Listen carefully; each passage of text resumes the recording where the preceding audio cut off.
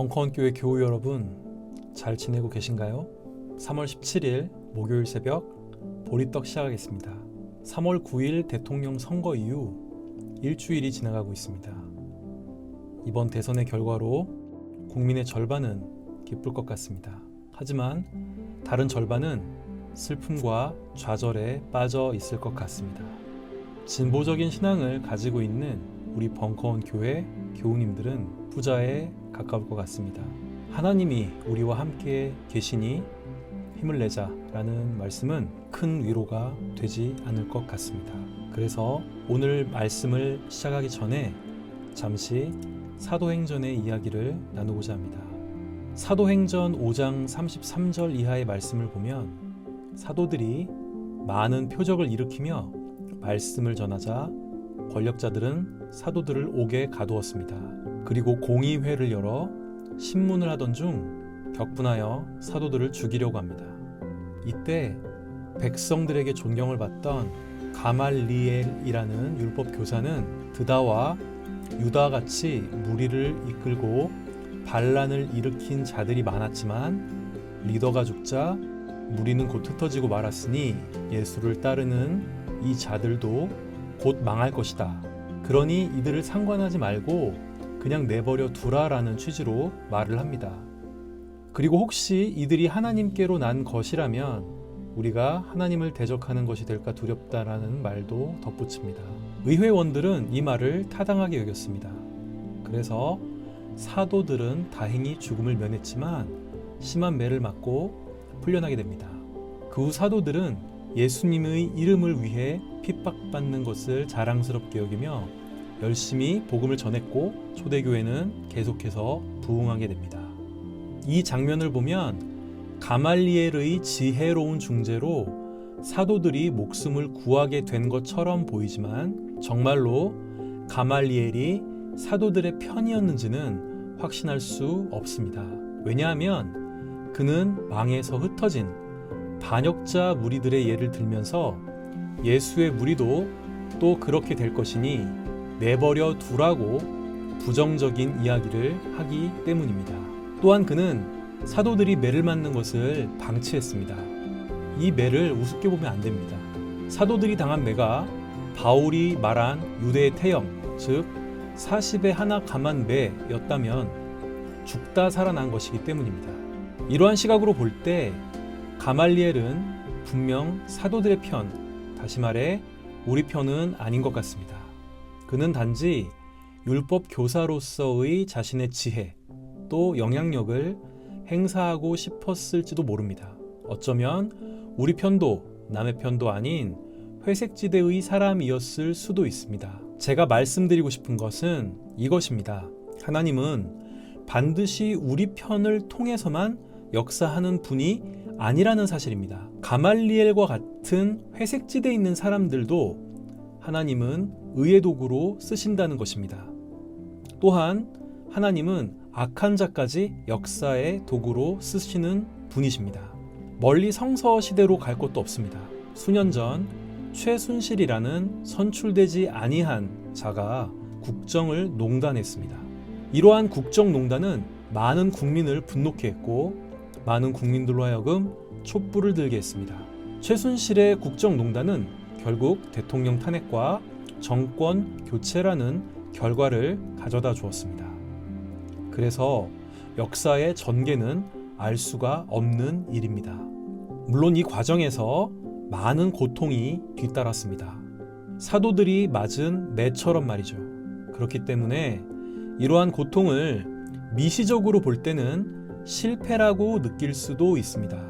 하지만 이러한 고통을 거시적으로 볼 때 이 고통마저 성공의 과정이라고 볼 수도 있는 것입니다. 우리는 하나님의 관점에서 사안을 바라보아야 합니다. 어느 한때의 상황적인 고정관념에 머물러서 선과 악, 성공과 실패를 판단하지 않았으면 좋겠습니다. 그래야만 이 땅에 하나님 나라를 실현하기 위한 노력을 지치지 않고 지속할 수 있지 않겠습니까? 우리 하나님을 신뢰합시다. 아이고, 위로의 메시지를 드린다는 게 조금 길었던 것 같습니다. 자, 여기서 오늘의 말씀을 보도록 하겠습니다. 오늘의 말씀은 마가복음서 3장 33절에서 35절입니다. 제가 읽도록 하겠습니다. 예수께서 그들에게 대답하셨다. 누가 내 어머니며 내 형제들이냐? 그리고 주위에 둘러앉은 사람들을 둘러보시고 말씀하셨다. 보아라, 내 어머니와 내 형제 자매들이다. 누구든지 하나님의 뜻을 행하는 사람이 곧 내 형제요, 자매요, 어머니이다. 상황의 이해를 위해서 한 구절만 더 보겠습니다. 마가복음 3장 21절입니다. 예수의 가족들이 예수가 미쳤다는 소문을 듣고서 그를 붙잡으러 나섰다. 상황이 이해되시죠? 성경을 보면 예수님의 사역 초기에는 예수님의 가족들이 예수님을 오해하여 반대를 했던 시기가 있었습니다.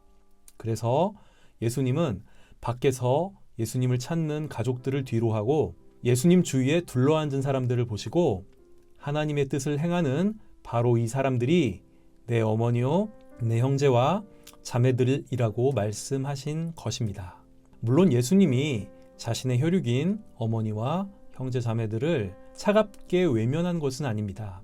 죄인도 사랑하시는 예수님이신데 자신의 가족을 사랑하지 않겠습니까?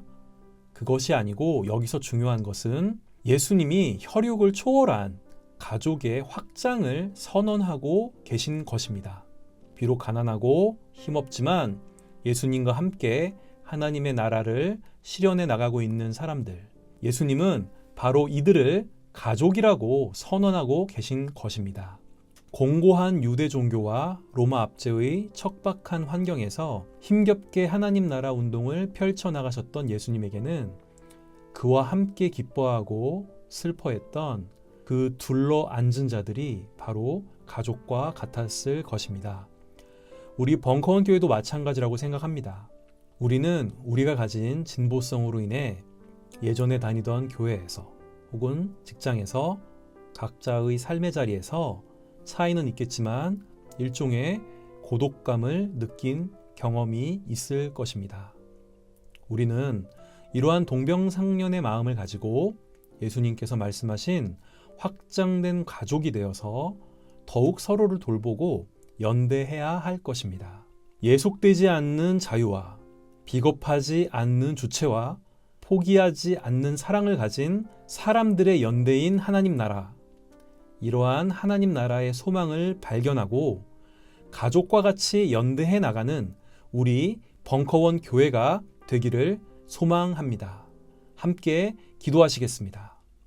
하나님 아버지, 먼저 우리의 아픈 마음을 돌보아 주소서. 그리고 우리 편만이 아닌 회색지대에 있는 사람들과 악한 자들까지도 선의 도구로 역사를 일구어 가시는 하나님을 신뢰하게 하소서. 선과 악, 실패와 성공을 우리의 좁은 시야로 판단하지 않게 하시고 하나님의 넓은 시야로 바라보게 하소서. 우리 교회가 더욱 서로를 돌보고 연대하여 확장된 가족을 경험하게 하소서. 우리의 고통을 누구보다도 잘 아시는, 우리를 가족과 같이 여겨주시는 사랑하시는 예수님의 이름으로 기도드립니다. 아멘. 벙커원교회 교우 여러분, 힘내시고 오늘 하루도 승리하시길 기도드립니다.